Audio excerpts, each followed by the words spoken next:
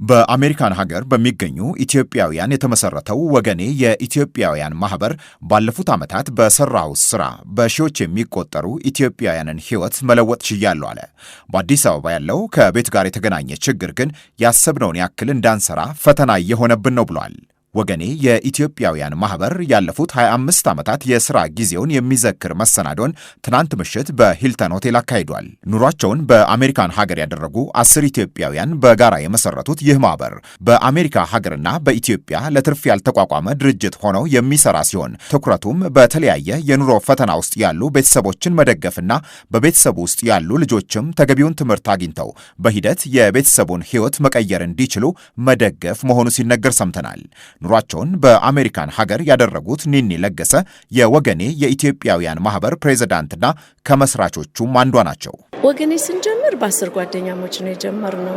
በ10 ዕድሜያችን ውስጥ ከኢትዮጵያ የተሻለ እድል ፍለጋ ወደ አሜሪካን ሄድንና ራሳችንን በጣም ትንሽ የተባሉትን የመጥረግ የመወልወል የኔ መጀመሪያ ስራ ማክዶናል ነበር። ያንን አድርገን ግን ምንድነው ያገኘነው? አሜሪካን እድል ሰጠን፣ የመማር እድል እና ያንን ተጠቅመን ራሳችንን ረድተን ተምረን ጥሩ ስራ ስንይዝ እንዴት ነው ጥለናት የመጣናትን ኢትዮጵያ አንድ ዜጋ እንኳን ብናተርፍ እያል በጣም ጉጉት ነበረን። ስንመካከል አንድ ለየት ያለ ሀሳብ የመጣልን አንድ ቤተሰብ አደጋ ከመድረሱ በፊት ብንደርስ ቤተሰቦች ባሉበት ቦታ ብናግዛቸው ቢጣጣሩ እኛ ከኋላ እንደ ጀርባ አጥንት ከአደጋ ብናሻግራቸው አንዳንድ መጥፎ ህይወት ሲገጥማቸው ያ ነገር እንዳይሰብራቸው እንዳይጎዳቸው እኛ አቅም ብንሆናቸው በሚል እይታ ወዲያው ደግሞ ቶሎ ብለን ልጆቹን በትምህርት በመቅረጽ በጣም ትምህርት ላይ እንሰራለን እና የችግርን ቀንበር ለመስበር ያው በኢትዮጵያም ሆነ ብዙ አፍሪካ ሀገር ትምህርት ነውና ዋና ወሳኙ እዛ ላይ በጣም እንረባረባለን። በዚህ መንገድ 10 መስራቾች የጀመሩት ማህበር በ25 ዓመት ጉዞው ለ371 ቤተሰቦች ህይወት መድረስ መቻሉ ሲነገር ሰምተናል። በጅማ አበልቲ የገጠር አካባቢ ትምህርት ቤት ከመገንባት ለተማሪዎች ነፃ የትምህርት ዕድል ስኮላርሺፕ እስከ መስጠት በትምህርቱ ዘርፍ ብዙ ስራን መስራቱም ሲነገር ሰምተናል። ከወገኔ መስራቾች አንዷ የሆኑትና የቦርድ አባል ሆነው የሚያገለግሉት ኤልሳቤጥ ጣፈሳም ይህንኑ ያስረዳሉ። ዓላማችን አንድን ቤተሰብ አንድ ቀን መመገብ ወይም 2 ቀን መመገብ ወይም ለዓመታት መመገብ ብቻ አይደለም። አንድን ቤተሰብ ራሱን ችሎ ከድህነት ቀንበር ወጥቶ ቤተሰቦቹን አሻሽሎ አንድ ነገር ላይ እንዲደርስ ነው የምናደርገው። ለዚህ ሁሉ መነሻው ምንድነው? ትምህርት ነው። የተማረ ሰው መቼም አንድ ነገር አያጣም። ትምህርት ላይ ነው ፎከስ የምናደርገው። ምግብ ዛሬ በልተው ነገ ካልበሉ ሜዳ ወደ እግራቸው የተማረ ልጅ መውጣት አለበት ከቤተሰቡ። አሁን ለምሳሌ ዶክተር ሆኖ ሪል ግራጁዌት አድርጎ ይወጣልን ቤተሰብ አለ።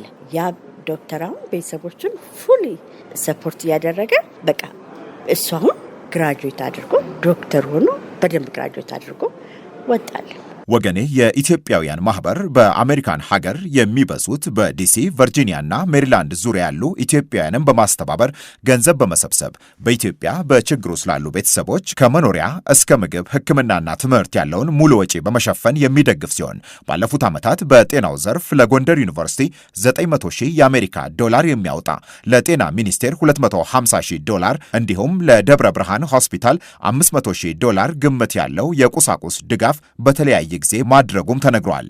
አሁን 25ኛ ዓመቱን ለማክበር የበቃው ተቋም በተለይ የመጀመሪያ 10 ዓመታት ጉዞው ከባድ እንደነበር ፕሬዝዳንቷ ኒኒ ለገሰ ያነሳሉ።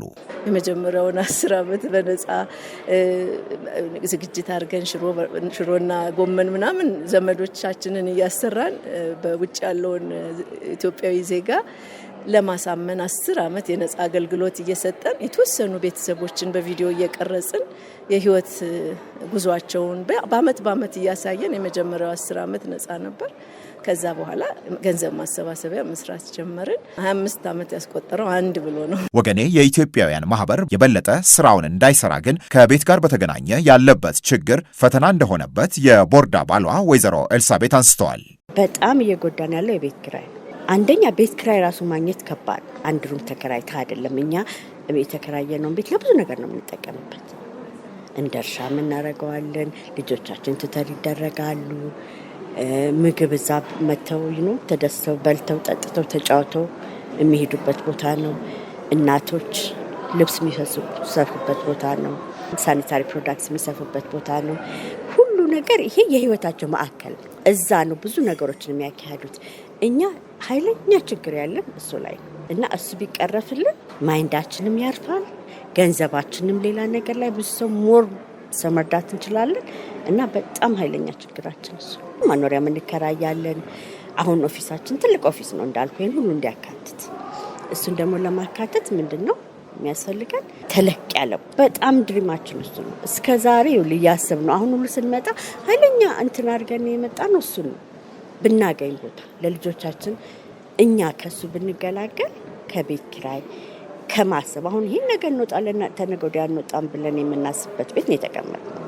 ምክንያቱም የኛ ቤት አይደለም። ይህንን ከቤት ጋር የተገናኘ ችግርን የከተማ አስተዳደሩ ቢፈታልን የበለጠ ለብዙዎች መድረስ እንችላለን ብለዋል።